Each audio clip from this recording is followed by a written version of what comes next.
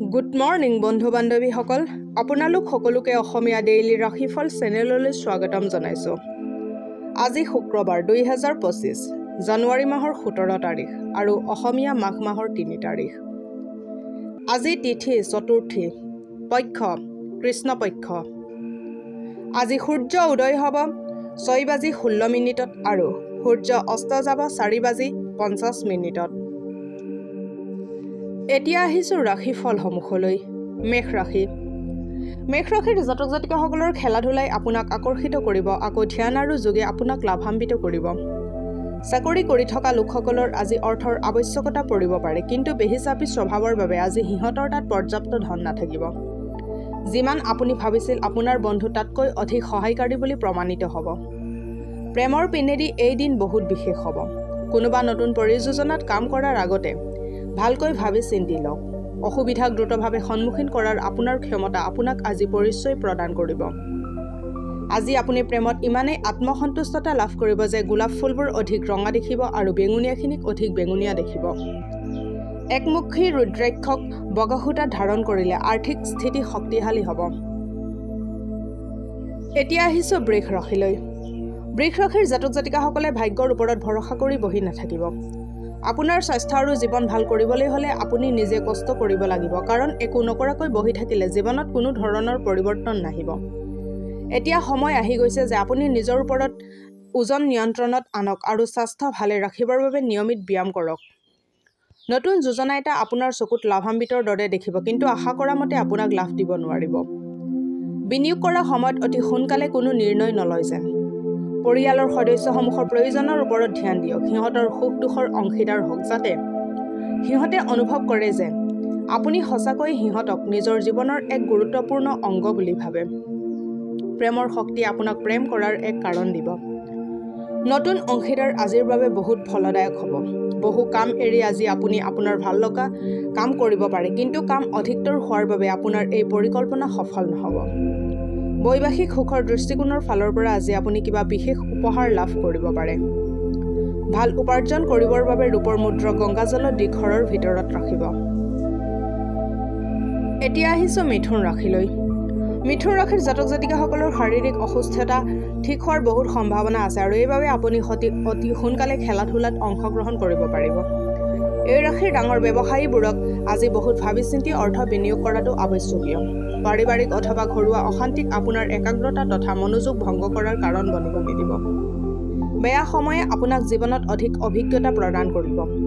দুখৰ জোৱাৰত নিজকে উঠি বাঢ়ি যাব নিদিব। জীৱনৰ এই অসফলতাক এক অধ্যায় বুলি গ্ৰহণ কৰাটোহে বুদ্ধিমত্তাৰ কাম হ'ব। আজি আপুনি বহুত ৰোমাঞ্চিত অনুভৱ কৰিব, কাৰণ আপোনাৰ প্ৰিয়জনৰ লগত ফোনত কথা হ'ব পাৰে। আপোনাৰ প্ৰফেচনেল দক্ষতাক বৃদ্ধি কৰি আপুনি নিজৰ কেৰিয়াৰৰ বাবে নতুন দুৱাৰ খুলিব পাৰে। আপোনাৰ ক্ষেত্ৰত আজি আপোনাৰ অপাৰ সফলতা প্ৰাপ্তৰ সম্ভাৱনা আছে। আপোনাৰ সকলো ক্ষমতাক আৰু ভাল কৰি আৰু অধিক ভাল কৰাৰ চেষ্টা কৰক। ঘৰৰ সদস্য এজনে আপোনাৰ লগত সময় অতিবাহিত কৰিব জেদ কৰিব পাৰে, সেইবাবে আপোনাৰ সময় অলপ অপচয় হ'ব। আজি আপোনাৰ বৈবাহিক জীৱনে প্ৰেম, সন্তুষ্টি আৰু আশাৰে ভৰপূৰ হ'ব। মাটিৰ খালি থকা কলহ এটা সাফৰ সহিতে বহমান পানীত প্ৰবাহিত কৰিলে পাৰিবাৰিক জীৱনত থকা সমস্যাবোৰ সমাধান হ'ব। এতিয়া আহিছোঁ কৰ্কট ৰাশিলৈ। কৰ্কট ৰাশিৰ জাতক জাতিকাসকলৰ বেমাৰে আপোনাৰ মন বেয়া হোৱাৰ এটা কাৰণ হ'ব পাৰে। আপোনাৰ পৰিয়ালত সুখৰ পৰিৱেশ এটা বনাবলৈ অতি সোনকালে ইয়াৰ পৰা বাহিৰ হওক।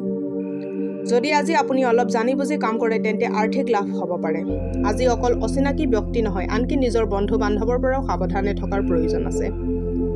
আজি আপুনি প্ৰেমিকাৰ আগত নিজৰ জীৱনৰ সমস্যা ভাগ কৰিব বিচাৰিব, কিন্তু তেখেতে নিজৰ সমস্যাৰ বিষয়ে কৈ আপোনাক বেছি চিন্তিত কৰি তুলিব। ব্যৱসায় আৰু অংশীদাৰৰ পৰা দূৰত থাকক। সন্ধিয়া সময়খিনি ভালকৈ কটাওক। তাৰ বাবে আপুনি গোটেই দিন মন লগাই কাম কৰাটো জৰুৰী।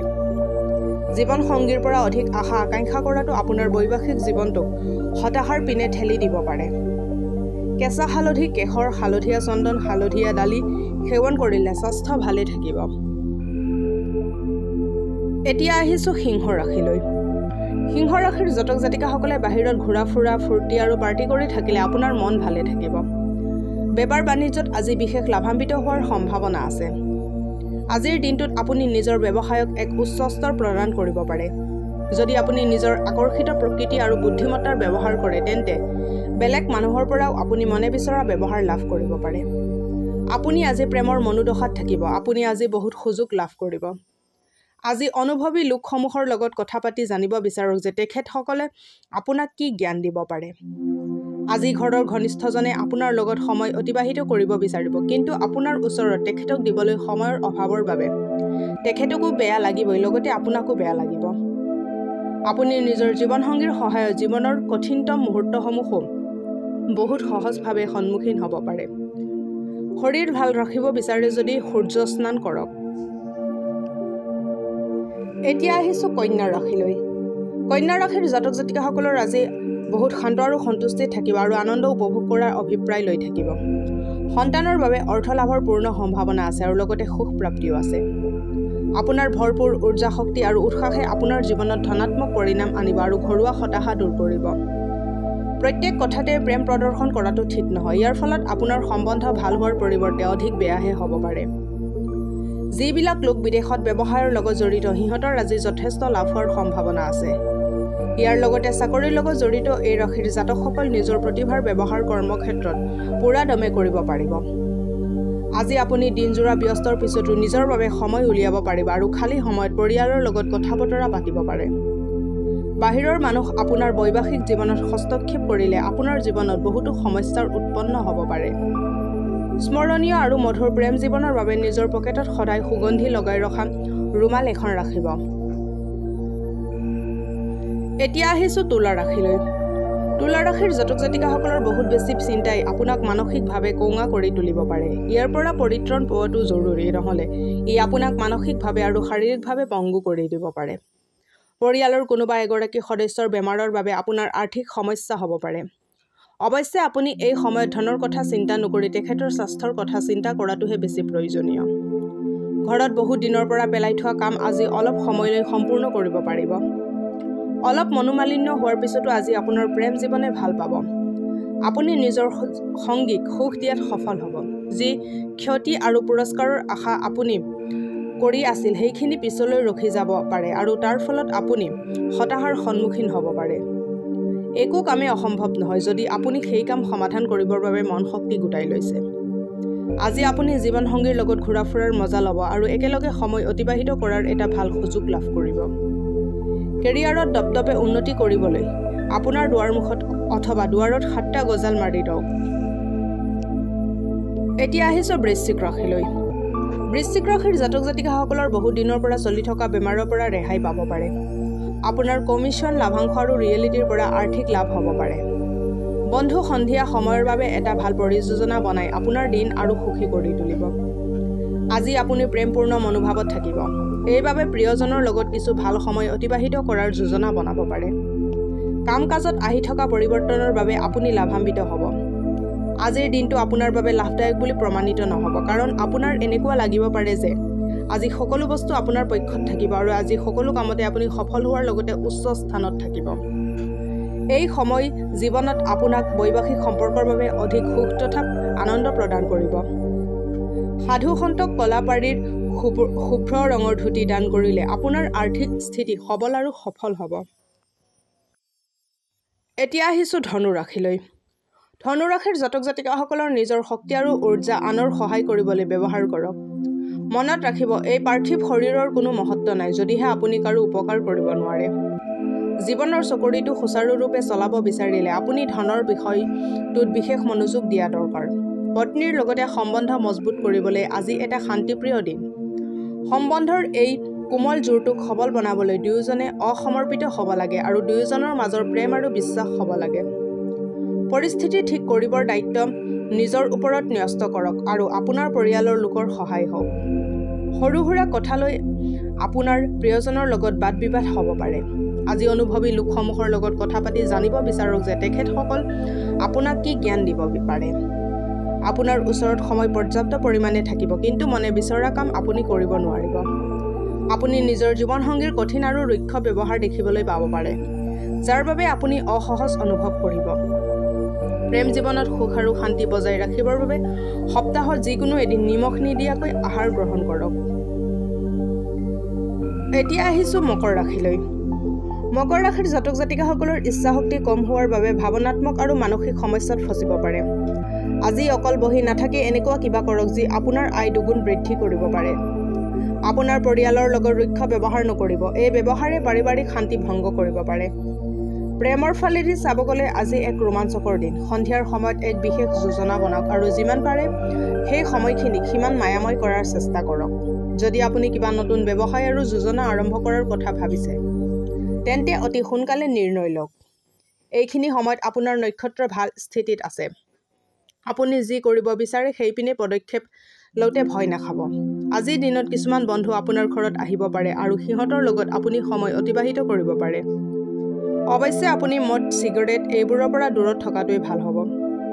বৈবাহিক জীৱনত অধিক সুখময় কৰিবৰ বাবে আপোনাৰ প্ৰয়াস আপোনাৰ আশাতকৈ অধিক ফলপ্ৰসূ হ'ব। প্ৰতিবন্ধী লোকসকলক সেৱা আৰু সহায় কৰিলে স্বাস্থ্য ভাল হ'ব।